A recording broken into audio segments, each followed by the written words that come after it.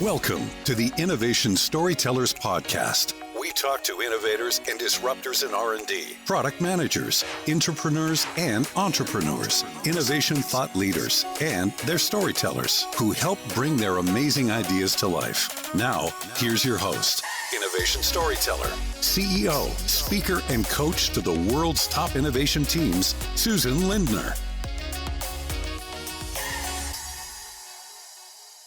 Hi, I'm Susan Lindner. I'm your host of Innovation Storytellers, and I think today might be my most excited day ever on the show. For the last 20 years, I've been helping innovators and disruptors to tell their stories. 10 acquisitions, hundreds of innovative products, and countless hockey stick growth curves up and down, and new experiences and new categories along the way. I wanted to share how great innovations get to the market using stories to pave the way. And I'm so over the moon excited that I have Mike Pilliod here with us from Tesla, super innovator, glass specialist, someone who takes innovation and decides to break all the rules, and we'll talk a little bit more about that later.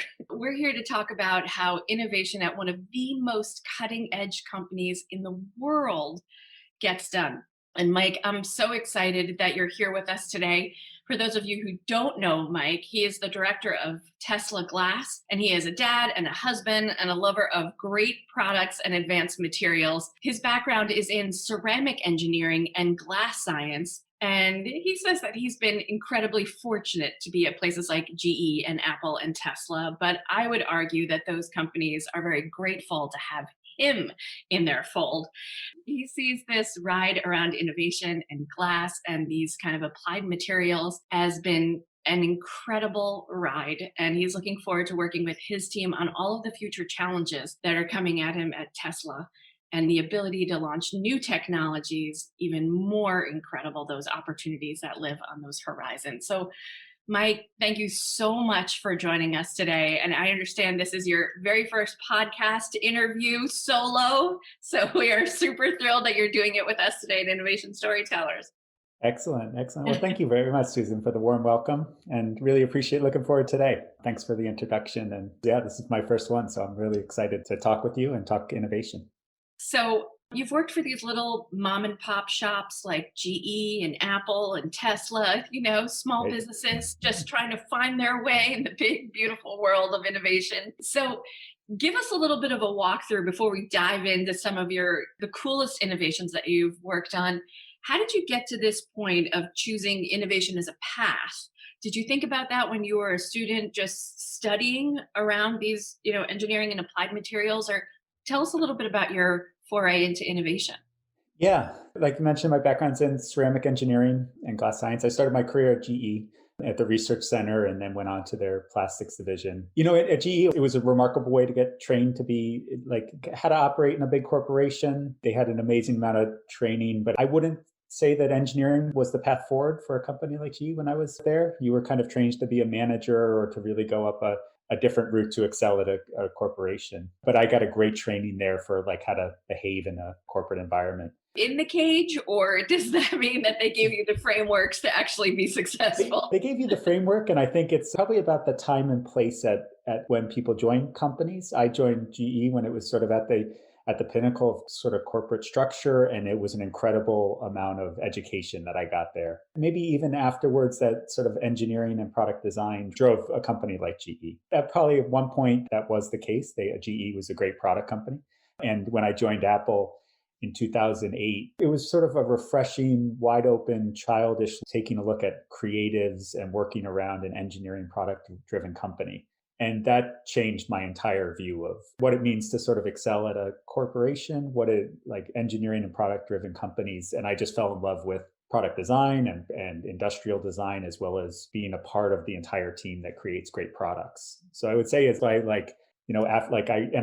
also maybe got me a little bit into how do you really look for learning environments inside a corporation and continue to get smarter, if you will, even after college. And that absolutely happened here on the West Coast when I joined Apple and even at Tesla. where you're continuing to learn, trying new things. So I would attribute my riding this sort of innovation glass wave in when started probably when I was in 2008 when I joined Apple and got an amazing education around how does a corporation do products and really excel at them. For me, I define it based on relevant innovation, meaning I like to look and point at things that are in real life that are launched into products. And that's what drives me. It's working for corporations to scale up mass production. And that's just my personal view of innovation. It could be innovative to do research or things. I really enjoy manufacturing and launching products, making an influence on large scale product developments. Let's take the experience at Apple. There are a couple of just amazing things that you said in Mhm. there. And I think it's such a wise observation, especially for some of our listeners who are on the younger end of the spectrum, who really are beginning their careers in innovation, to seek out those environments where learning is part and parcel of the development of a professional, and Mhm. say, I need to be in an environment that's constantly challenging me to learn more every single day. Is that what you found? And what product were you working on the time when that was kind of becoming apparent to you? Or was it just in the air at Apple and everyone was expected to keep on learning? Yeah, there was some great mentors and leaders at Apple who had a thirst for learning, especially in the industrial design team that Mhm. were there, of taking a look at a new product, but also being open to listen to gathering information and listening, as well as the process to down select the right materials at the right time during a product development side of things. So I would say in hindsight, when you look back on it, it looks innovative. When you're inside of it, it's work and it's a lot of it's a process. Since we're doing development, and I guess most people who are listening are innovators, but when you're doing development, you're doing something that's never been done before. So the approach and attitude and the process is rigorous. What you can't do is sort of pick the answer before you've gone through the process. And I think probably too often in corporations, people pick the answer before they've actually done the work to get to the answer. Well, when you left GE, you were on the plastics side of the business, right? And then you Yes. come into Apple and as a materials engineer, right? So you're coming into Apple. Tell us a little bit about the products that you're working on and what's your role as a materials engineer in that? Yeah, I guess I could start at my interview. When I went to Apple, I was interviewing for a supply chain management position No, at the company. no. Yeah, that was the avenue to go from GE to Apple. A lot of great friends had gone in that same thing. And believe it or not, when I joined was 6 months old. And yeah, the iPhone was 6 months old, the first one. I think it was about 6 months. And I remember it was on Golf magazine where there was a broken eye. Somebody had hit the iPhone with a golf ball and it had a shattered screen on it. And it was before glass was on screens, and now it's ubiquitous in the world, but it was early days of that development. And turns And out during the that interview, thing's never going to work because they put glass on it and people are going to yeah, break that's them. right. Let's do away with that. That's a bad idea. That's a bad idea. But yeah, my avenue in was to within. I was always sort of in process development, manufacturing stuff at G Plastics, but the way into Apple was being a supply chain manager. And during the interview, I just got remarkably fortunate. I still remember everyone who I interviewed with and got Wow. to know some amazing people. My great friend Paul, Ron, Evans, and the supply chain people who we just started having a chat about new materials and process development. I still remember to this day they offered me sort of two different avenues, and I couldn't believe that engineering was a focus of advancement at a company from that time frame. I was like, that was amazing to hear that you could be an engineer for a career. And I think at other sort of large corporations, there's a few of them, but being an engineer for your career is not necessarily a glorified position versus being a manager. And you can kind of do both inside of product-based companies, which is an amazing opportunity. Mm. And then I think it was just time and place. When I was at Apple, it was an incredible launch of new products. There was the iPhone, the iPad, MacBook Pro, the mouse that I worked on, the trackpad, everything, kind of utilizing glass as a fundamental building block towards products. And I just got remarkably fortunate during that time frame that I was able to work from that, and then also learn from. I got a great design education from arguably the best design team in the world at that point, where I was able to work with them. And also there was huge amounts of respect for material technology and innovations in that space. Well, and the rigorous demands around those materials, right? I mean, we certainly, in business literature, we were hearing about Steve Jobs' demands on the design team to make it smaller, make it faster. How do we ensure it doesn't overheat and blow up and Yes. all of the demands we were hearing about as you're moving through production, right? So you're the materials team and you're going, okay, I guess we have to curve the glass around the mouse. I mean, hello, look at mine. I mean, it's still like, I Yeah. still have the cable on mine because I'm old school. I'm like, I don't want to replace batteries even. And I'm a Mac woman and I still like an old fashioned mouse, but like you're bending glass in ways that we haven't even seen before. Yeah, and even to this day, I still don't carry a case around on my phone because I spent so many years of my life kind of, in the microns, 50 microns or 100 microns of reduction of thickness. And, what that would do to a customer experience for how much does it weigh and how thick it is. And, it was sort of like a complete, the obsessiveness of products is also what I learned at Apple. I got a very good taste of what it means to sort of approach on an obsession perspective. And sort of that comes with bit of a double-edged sword is that there's never a product I've worked on that you're truly happy with. There's always, if I had a little bit more time or a little bit more money or scope and you would have wanted to improve the product. And you kind of have to find that balance to continue not to get complacent and to continue to push forward to make a difference on the product. And that's what I would say is also a learning it's usually never the best technology that gets onto a product. It's the best technology at the right price and the right time frame at the right scale. There's always a better material, and I get reached out to all the time, which I enjoy because I collect the information. And you want to look at it and say, yep, assess that, but it's not at the right time frame or the right scale, or we have to change something around or do something to be able to introduce that technology. Okay, I'm so glad you bring this up because there is an endless quest for perfection in innovation. But if there's one thing that we know is that innovation is iterative and we do exist in a particular time and space, and that perfection is an ongoing quest. And I don't think that what you've described is any different for any actor about their material or their maturity when they encounter a role, right? It's never just perfection when they leave it and they watch it 10 years later and they go, oh, if only, right? Or if only I had different lighting or a different stage direction, right? I don't think there's one artist or one technologist really who says it was absolute perfection. I wouldn't change a thing. Yeah. And yeah, how do you find I always call it the curse of a product company, but how do you find the celebration? And it's always that sort of drive to be able to find the celebration, but also push yourself and your team to be able to make a difference in a product. We find that as well, like within Tesla right now and at Apple, you can look backwards and look at like our fingerprints are all over these products that are out in everyday use. And so every Tesla has a giant most glass from the front of the vehicle to the back of the vehicle. And that's a great thing to look back on and have that influence of that sort of fingerprint on the automotive world. So let's talk a little bit, what I heard you say is on some level, a series of compromises, right? We're talking about glass in the thickness of different microns. We're talking about different materials, knowing that there's some other cutting edge material that may serve us even better, but for budget, but for time, but for testing, we can't use it right now. And so the story that we tell about the product and where it's at in this moment needs to be told. And it needs to be compelling and influential enough that it drives scale. It drives the adoption by the engineering team, manufacturing, production, and even that supply chain, right? That's going to actually ultimately get it to the Apple store. Tell us a little bit about the stories that you use to say, maybe this is what we need to push the envelope, or basta. It's good enough in this moment. Tell us a little bit about those stories and who is your audience for these stories? Yeah, I think as you look at product development, I always put it around like, what is the constraint? That's a hard constraint. And for instance, at Apple, a hard constraint would be time frame for a launch of a new iPhone.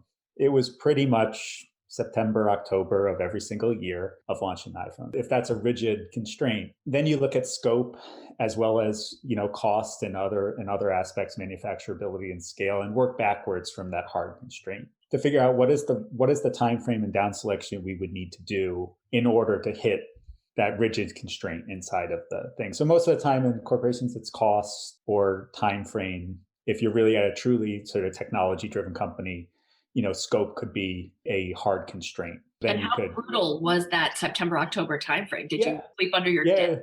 The most attractive thing was the scale was probably one of the biggest things is you needed, when I was at Apple, we started at the first iPhone, and then the third one, iPhone 4, went to these, what we thought was remarkably huge volumes. Now, in hindsight, look like low volumes, but that was a huge constraint around not only do we have to pick the materials, but we have to have it at global scale. So we have to scale up this manufacturing. And there was a beauty to the supply chain at Apple, that the outsourced supply chain, that would scale up factories and equipment in huge volumes very quickly, and to the precision that Apple required for the product. So there was a blend of all those details. And I think when you talk storytelling for in those timeframes, probably parallel path development was a big learning that I had at that things of how do you start with, like when you tell a story about innovation, you don't want to be caught off guard. So somebody's like, did you consider this technology? So in the background of looking backwards, you would want to, if you have the accountability and authority of new technology development, you want to look at everything and then down select with the right criteria. So plastic versus glass would be scratch resistance, and is it going to survive? And then glass, if you get to glass as an answer to that, then it becomes a thickness or details about how do you down select further with the design team of what constraint made you decide that decision at that time frame. So you don't look backwards and say, I shoulda, woulda, coulda done something previously. And most corporations probably fail in series, or product companies fail in series, where they try something, it fails, try something else, it fails, versus inside of the world of the time constraints for a company, like you have to try multiple things at the same time. And I had a great learning there for that. Obsession around time frame probably drove a lot of the relevant innovation. The nice part about it is you get to launch something. So you get to see it in real life.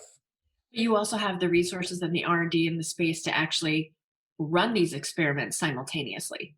Yes. Yeah. And I think that's a question around, because it's a job as well. So when you look at like innovation, sometimes takes a look at it like maybe too glorified or fuzzy. Like when you look at doing like it's great because you get paid to do an amazing amount of engineering and product development. However, you need to do the rigor to be able to make those decisions, and also be like intersect yourself or like infiltrate the product development cycle. I think as companies grow bigger, probably innovation teams can be separated out as islands, and it's kind of nice to be on an island where no one's bothering you. However, and for executives, it's kind of nice. I know what those people do over there. Like they're doing sort of R&D or innovation as a separate from the product roadmap of how are you going to influence the product. Some of the hard work is to make sure you intersect at the right time and tell the story in the right time frame of a product development cycle. Can you share with us a little bit about what that story looked like? Did you ever have any hard-fought battles, where you were really pushing for a particular either shift or change or integration of some of the innovation that you were working on into it, and a pushback from the engineering team or the scaling team or even the sales team or the manufacturing, your suppliers, your third-party suppliers? Yeah.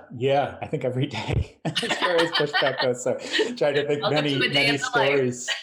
There's absolutely kind of I think doing new stuff should be probably met with adversity if you're trying to do something totally different than's been done before. Wait, say that again. So I think doing new stuff is often and should be met with adversity. Should be met with adversity. Yeah. Yeah, and engineers should expect adversity. So because you're trying to convince people to do something different that's never been done before. And the most comfortable thing for a corporation is to do what you've done before. So when we at Tesla or at Apple, when you go to build a new phone or a new iPad and you've already done one before, you tend to like kind of use the crutch that you've already created or the foundation you've already created. As doing a new material, you would look at an opportunity. We weren't able to put it on that product, so I'm going to wait to this next product development cycle and try to get inside. You want to be in the room to make the decision. You can't be a spectator to the product development life cycles. And I was told this, you don't see it at the time, but I was told, I went by a mentor at a time, that you should expect adversity because you're doing things that people aren't used to. Mm. And how do you influence? Probably my biggest challenge right now is to influence get the right champions of your technology and try to explain the sort of thought process behind it in preparation for when you go to introduce it. So you just don't, sometimes you can be known as an innovator to come with either a crazy idea or an expensive material that sort of causes disruption within a supply chain team. And by far, I am known as that's like, and I take it proudly because, yeah, my job is to continue to fight for the product. And if it's a material solves a problem, I want to be in that room with a voice and with rigorous data as well. It's not just a loud voice like, hey, let's do some fancy stuff. You got to come with data. This is a competitive environment inside corporations. So you want to have a really good set of data, really good slides, and put it up there to show what are the primary things this thing solves. I just heard you say so many lessons for other innovators in not just in your space, but in general. So like I keep hearing Hamilton in my head, which is number one, you have to be in the room where it happens, right? That's right. Yeah. So, Yeah. I in the love room where it that. happens. Yes. Yeah. So we'll include that link at the bottom of the show notes in the event that you need a Hamilton break. But part of that being in the room is also being the person with great ideas that you get invited to the rooms where it happens, right? So Yes. Yeah. number one is thinking about, is my innovation off on an island somewhere, or am I choosing the right times to connect with Yep. the scaling team so that my awesome ideas, the innovation doesn't actually get lost and we don't fall into the complacency of Right. doing things the same way every time, right? That's what I heard you say, number one. Yeah. And the other thing I heard you say is, I wear it with a kind of badge of pride that I'm going to be the one pushing the envelope. I'm going to be this one disrupting the thought process around this, even if it costs more, takes more time, etc., because the desire for product awesomeness is not something you're ever going to leave behind. And the third thing I heard you say, and I wonder it to myself, is does someone who works in innovation then have to be by nature someone who's not just afraid of change, but also willing to fight really in a competitive corporate space, that you're willing to amass the data, tell the story. And I often tell my clients, what if stories are just data with a soul? Meaning that we're not just spitting numbers at people, we're actually able to take the data, and that's not mine, that's Brene Brown who said that. What if stories are just data with a soul?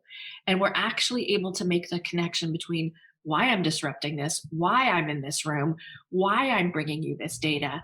And now let me tell you what the soul of the product really feels like and looks like. Right. Right.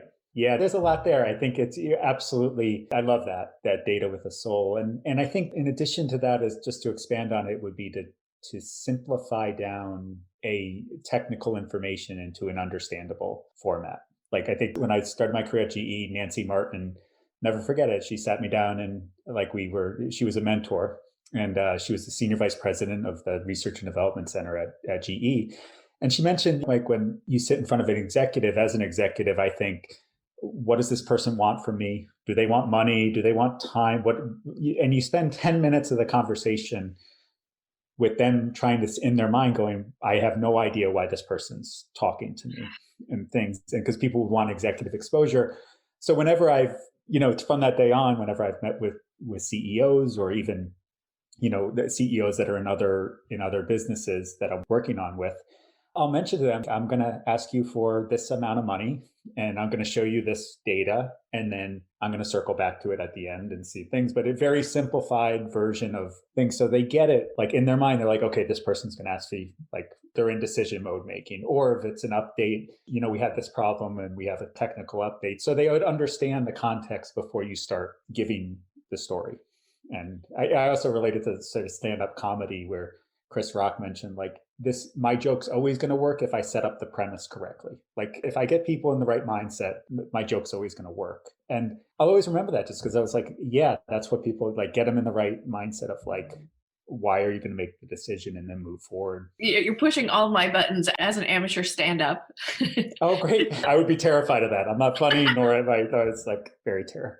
It is the most terrifying thing on the planet.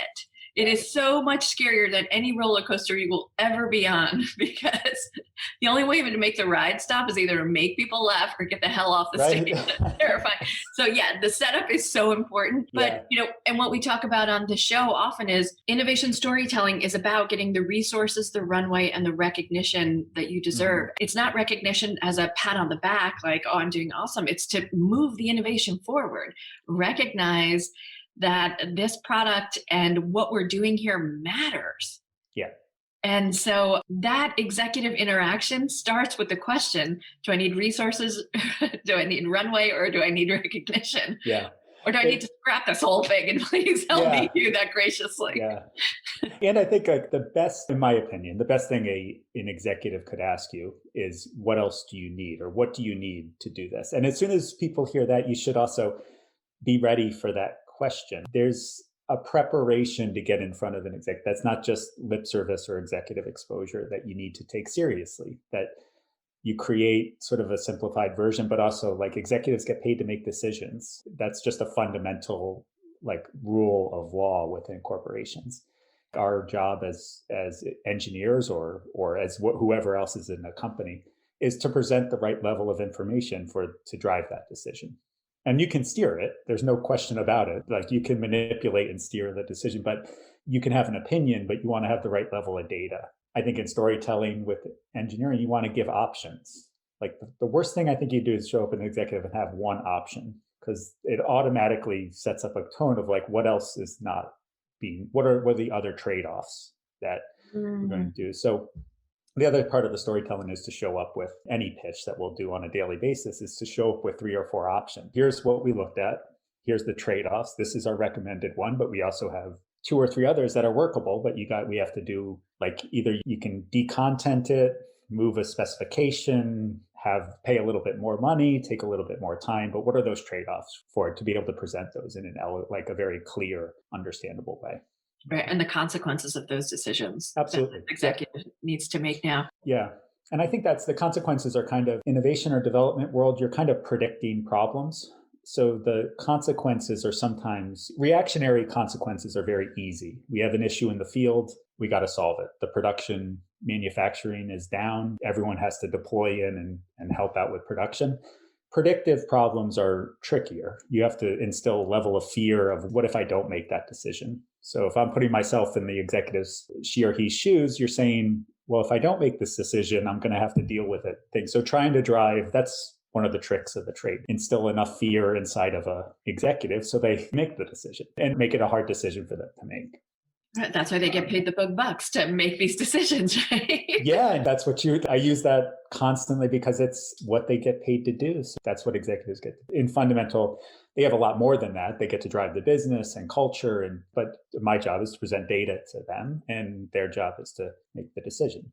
So you can have an opinion, but if you're accountable, like I always draw an accountability and authority 4-block matrix, that I want to be accountable, but I also want the authority to be in the room to do that. And you find too often that, people are like, they either don't have the authority to make the decision, but they want to be accountable. It ends up hurting them because they don't have the authority to make the decision, or they're not in the room, but they're accountable for the performance of for the outcome. Right. For the outcome. Yeah. So, at Tesla and at Apple, I was the glass person. So if it involves glass, I want to be in the room. Like I want to be in the discussion, because you want to be accountable, but you also want the authority to make the decision or present in data. Yeah, and I also relate a lot of things to sports, and it is a competitive environment. It should be. I didn't learn that going to school or showing up in things. I learned it from playing team sports. Like this is a competitive environment. You want to show up. You want to be polished. You need to figure out what the skills are and who to engage and how to win, if you will. Winning for me would be to put the best material on our vehicles and really support the product. I wouldn't say losses, these are great products, but it's also, if you look back, like you get obsessed. If I go and look at a Tesla, I'll be looking at the distortion in a windshield that's at an angle that no one else can see, but I'll be like, oh, it's not good enough. Or like you'll constantly be like refreshing that. And I remember like at Apple, the design team used to go and buy products that were commercial and assess them. And we do it at Tesla as well. It's just make sure the quality is to our level of expectation. Actually going and getting a car and seeing it up close, or? Yeah. Going to get a car, seeing up close, responding to field issues. Great to have vocal customers so they can drive. I think that's also like a huge part of our product development. You get to listen to what are the field issues, listen to what people are complaining about. And that drives sort of product development for things, or our scope for innovation inside of Tesla. And I think that's where also like we're solving problems that make a difference at the product. So our scope of, say, glass innovation, it's not just wide open. You can go work on whatever you want to do. It's also like, here's a thing that we're going to go try to solve. Do you use that kind of Clay Christensen approach where you say, okay, what problem is this windshield, this window, this rearview mirror, this what have you, solving for me today, for my customer today? Is that the question that you ask yourself? In the future, what's going to be used like more often? What is the predictive problem as far as like, there's a whole group that focuses on sort of like field issues or quality issues, that's improvements or updates. My team tends to look into the future and saying like, okay, what are the challenges to scale of Tesla? What are the challenges to that we're going to see in the glass world? And how do we solve those moving forward, like things? And what do we have to do today to solve them in the future, or to build up a toolbox or change the design team's thinking towards a problem? My scope is mostly in the future, predicting, hey, if we did this, or retraining a design team to not be institutionalized. Like, here's a new toolbox, here's another tool you have in your toolbox to design great products. And how do you do that? But I would say that probably the main difference is also, I tend to throw out sort of ambiguous statements to my team. And then what's an example of that? Example is like kind of solve impact resistance for glass is an example where you don't come with the answer. It's just, here's what we're thinking about doing, and or durability of glass. And there's a lot of people who sort of need a bit of structure within the scope, and can't sort of like the self-motivation learning aspect is something that you definitely need to interview for. It's not that people aren't learners. It's more the being comfortable in ambiguity is a skill that a lot of innovators need to have. Like there's no right or wrong. It's a question around, I think no one's going to tell you this is what to do because you're doing something different than that's never been done in theory. That's never been done. Yeah. And you'll find adversity from traditional, like what I would call a traditional engineer who she or he needs it sort of like scoped out. They're doing a mechanical design and they need to own that whole world, or a supply chain person that has their costs all worked out. And then somebody comes in with a crazy idea like that. Quality engineers, those things are really important to corporations. And just like I couldn't do their job, they couldn't be comfortable in ambiguity. So trying to find that, I've been shocked. I find people who think in general, people love the idea of ambiguity, but when they get into it and they need to be self-motivated and measured on their performance dealing with ambiguity, it's a different skill set. And sort of knowing what you're comfortable in is a really good, very good self-awareness thing that I think people need to get. It's fascinating because I think from the outside, so many people see innovation as linear. And the reality is that innovation is really kind of a directed chaos, right? And we're moving through it. We have an objective, but you're at the forefront and you're in a place like Tesla whereby the contemplation around driving may not even involve a driver. Mm-hmm. And therefore, that windshield may no longer be just a simple pane of pure glass, right? It now may involve problem solving around what else can my window do for me? What else can my windshield do for me that I never contemplated before, because staring at the road isn't my central purpose any longer. So what could this beautiful hunk of glass now do for me that it never could before?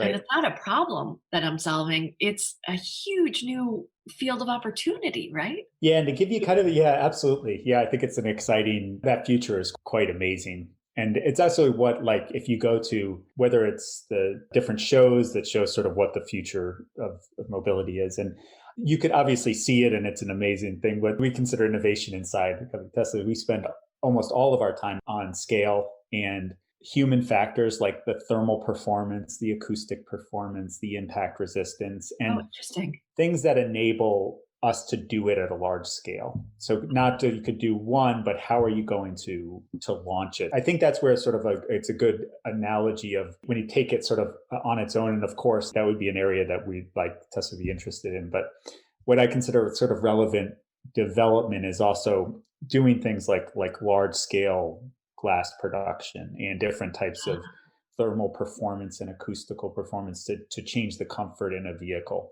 and also do it at the right price, at the right scale. And there's layered in that is not sort of like leapfrog innovation, but it's sort of, we started with a foundation and then you're looking at how do you improve this moving forward and make an impact so you can point to it in the world and say, I did that. Now, there's other engineers that are driven by sort of like the technology development that we're talking about here is if your displays or integration into functionality. And For me personally, we spent some time on that, but also like building up a foundation that's scalable. Always in my mind is a focus on mass production of like, how is this going to affect mass production? And how do you intersect a product development cycle in the right time at the right tact to be able to make that difference? And that's sort of an interesting, it's not necessarily a show car or a show of technology. You're in the mix of a product development world. So if I drove my team to go work on the integration of technology, we would be that team over in the silo working on cool interconnected stuff, which is great, but we wouldn't be in the mix and really focusing on making a difference to the product today and the product life cycles of how are you in the room on the current product development. So are you that bridge then, Mike? Are you like, there's the team over here in the bubble that's going, wow, like, let's make this a drive-in movie theater, right? Yeah. This windshield versus, let's see if we can actually get this thing to scale and into the hands of a consumer. And you're the bridge between those two folk? We're kind of we'll sort of circle, like what I usually do is every sort of 6 to 8 months, I'll circle into those bubbles that exist not only at Tesla, but in our supply chain and in things. So circle around there just to see kind of where the advancements in technology and what are the trade-offs of cost and haziness and regulations and all that world. But in addition to being in sort of the scope, and we'll take some of those, the time frame or tack that I'll talk about is in early stages of product development. It's blue sky, any ideas open. So things like that will come into sort of like early product development stages. Then as tools are being kicked off and you're going to produce a vehicle, like your ability to influence that product with technology starts to become less and less based on risk and global scale. So if you approach a product that's like halfway through, manufacturing's already kicked off, the production is, tooling's already kicked off and you're going into production mode, and then you're like, oh wait, we should do this cool technology. You're going to be that person that comes in and just throws crazy ideas inside of now those crazy ideas are great, but preserve them for when you're early on in product development. And same in the production aspect. If you go into a production environment, you need to be hierarchical in that environment. You need to behave in a very hierarchical structure. You can't go and leapfrog decision makers and things when you're in production. In design mode, you can absolutely do that. You can go and talk to anybody and do things. But I think the approach of how professionals need to behave within product companies needs to be different depending on where in the product life cycle you are. Okay, so let's talk about some crazy ideas because you've brought some props with you today. Yes. And for those of you who don't know, right, you may have seen Elon Musk step out on a stage and unveil the Tesla Cybertruck, right, which was this huge press event, massive global event. And in the unveiling, there was a desire to showcase the incredible glass in the windows. And something really exceptional happened in the midst of that showcase event. Mike, will you share with us what happened on that stage that day? This was back in November 2019, if I remember correctly, right? So tell us what happened with the Cybertruck exactly, Mike. Yeah, it was a night I'll never forget. Absolutely. And even during that night, I like failure as far as in the glass world, and any glass scientists and engineers who are out there, is what 30 million people all live and in person saw during that event was a glass failure that we do every single day of our lives. Now, we did that in front of 30 million people live and in person, and the internet took over. Yeah, that night, even before you knew it would go viral, I picked up the ball and and snapped off a piece of the broken glass after we fixed it. Wait. So we have to go back. Some of our listeners won't know.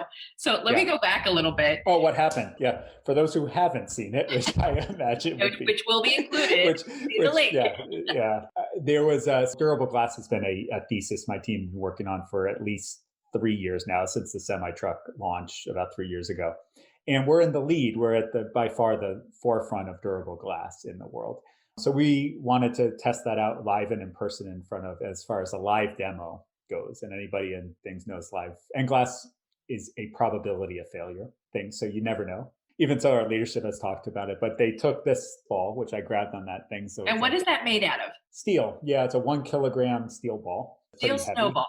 Yeah. And they pitched it at Franz pitched it at the front window of the Cybertruck. And previous to that, we had done a demo, which went good, and the window smashed. And I went through every emotion you could imagine going through, to the sunken feeling, to a terrified version of what's going to happen next, to fix it mode with my team to replace the window so people could go on drives. And, it's a good reason. I also snapped off a piece of the broken glass that night because I mentioned to myself, I'm never going to forget this one. So in the moment, like in my objective wheel, I said, I'll remember this forever, but I also am going to tell this story eventually. So thanks for the opportunity. That I can coach failure, but also when you're in it, it's a different mode. You have to be in an environment, because I'm still a test. It has to be a safe environment where you're able to fail and then move forward to things. And failure is an incredible part of product development. And it also is a great testament, I think, that it's pushing the envelope. You're finding that the cliff of failure, and you're trying to figure out how to navigate product performance to like attributes. And that was it's the most famous glass failure in the history of the world by a large margin.